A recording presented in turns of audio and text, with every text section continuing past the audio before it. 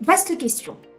Les mathématiques sont, pour une raison un tout petit peu au début que je trouvais obscure, mais que j'ai fini peut-être par comprendre, un peu difficile pour beaucoup d'entre nous, d'entre vous. Alors, je m'inclus dedans. Alors, on pourrait me dire, oui, mais quand on a fait Polytechnique, quand on a été capable de donner des cours, comment on peut dire qu'on a eu des difficultés en mathématiques? Mais je crois que, voilà, la première chose commence par là, de ne pas se mentir et de se dire que c'était pas si facile que ça, que nous aussi on a eu des difficultés, que nous aussi on a eu des mauvaises notes, que nous aussi on a été face à des doutes. Donc à partir de là, une fois qu'on a reconnu ça et qu'on l'a expliqué à l'élève qui est en face de nous, déjà ça va mieux. Parce que du coup, il ne se sent pas seul et abandonné face à ces difficultés. Ensuite, je dirais qu'il y a deux types d'élèves. Les élèves qui sont, on va dire, plus comme moi, ça veut dire qui se sont destinés à faire des études mathématiques et qui aiment ça et qui vont se retrouver face à une véritable difficulté qui est comment se sortir de quelque chose où finalement on pensait être brillant, on pensait être doué, comment je n'y arrive pas, comment moi je n'y arrive pas, dire eh ben, tu sais quoi, moi aussi j'y arrivais pas. Et on y arrive en fait tout simplement par le travail, c'est-à-dire en décortiquant ce qui ne va pas, en allant voir point par point là où ça a péché et en ne s'interdisant pas d'écrire des bêtises, d'écrire des choses qui ne sont pas forcément fausses. On est au brouillon, on est en cours particulier. J'ai dit, s'il y a une bêtise à dire, tu l'as dit devant moi, tu ne la diras pas devant l'examinateur. Moi, c'est pas grave, ça compte pas. Et ça, je dirais que c'est une première chose qu'il faut bien comprendre. Il y a les autres qui sont quand même pas si minoritaires que ça. Ça veut dire des étudiants, certes, qui aimaient peut-être un peu moins les mathématiques, ou voire pas du tout, et qui se retrouvent dans des filières où qui exigent un haut niveau de mathématiques.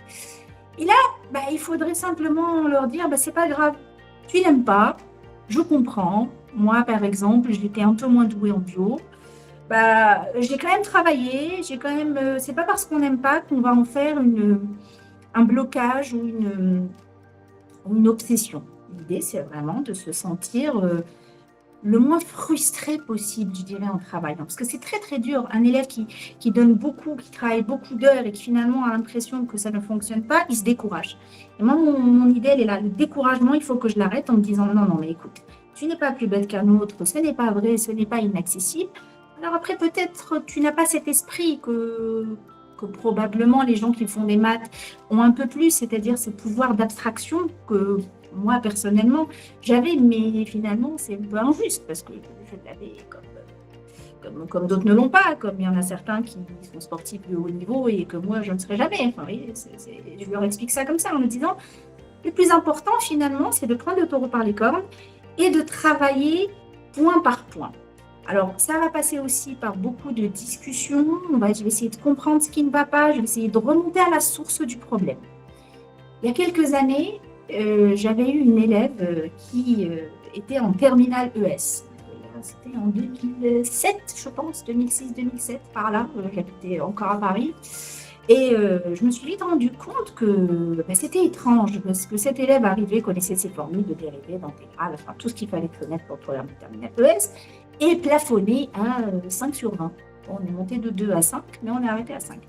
Et un jour, j'étais vraiment débutante, je l'ai vue mettre au même dénominateur et je me suis rendu compte qu'elle ne savait pas mettre au même dénominateur.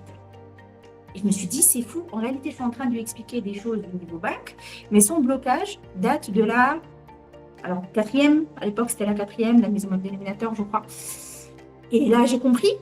Donc, vacances de Noël, elle est repartie avec 300 mises au même dénominateur à faire. 300, je me rappelle, c'était là. Je m'étais lâchée. Quand je me lâche. Partant de la petite fraction au plus grosse chose.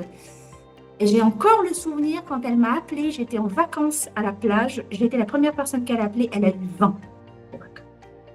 20. Donc ça veut dire qu'il y a eu un blocage en quatrième qui a été finalement qu'elle a traîné comme un boulet.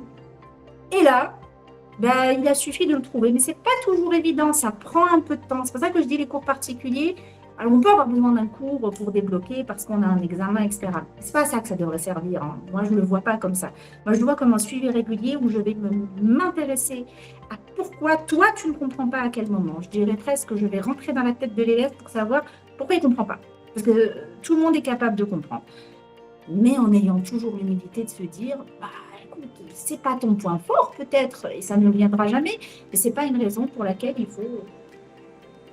il faut se décourager. Je pense qu'avec le travail, il y a vraiment quelque chose qui se passe, mais il faut que le travail soit aidé, soit guidé. Parce qu'il y a aussi une masse d'informations qui est trop importante. Et si on n'y arrive pas, en fait, à faire le tri dans cette masse d'informations, je passe beaucoup aux élèves de prépa, on est perdu. Donc voilà, c'est là où vraiment l'organisation du travail, la mise en place, d'abord on évalue les difficultés, ensuite on se dit, ok, tu as plutôt des difficultés là-dessus. Des fois on se trompe, hein, des fois on pense qu'il y a plutôt des difficultés là et en réalité c'est dans l'autre pan du programme qu'il a du mal. Et c'est petit à petit, en faisant connaissance avec lui, en étant en échange permanent tous les jours et tout le temps, ça j'insiste beaucoup. C'est-à-dire que c'est un échange qui est vraiment où il a confiance en moi, ou s'il ne comprend pas, bah, mais tu me dis que tu ne comprends pas, il n'y a aucun enjeu. Au contraire, il n'y a aucune raison de faire semblant de comprendre si on n'a pas compris. Ça, on a aussi beaucoup de mal, a priori, à se dire, bah, j'ai pas compris.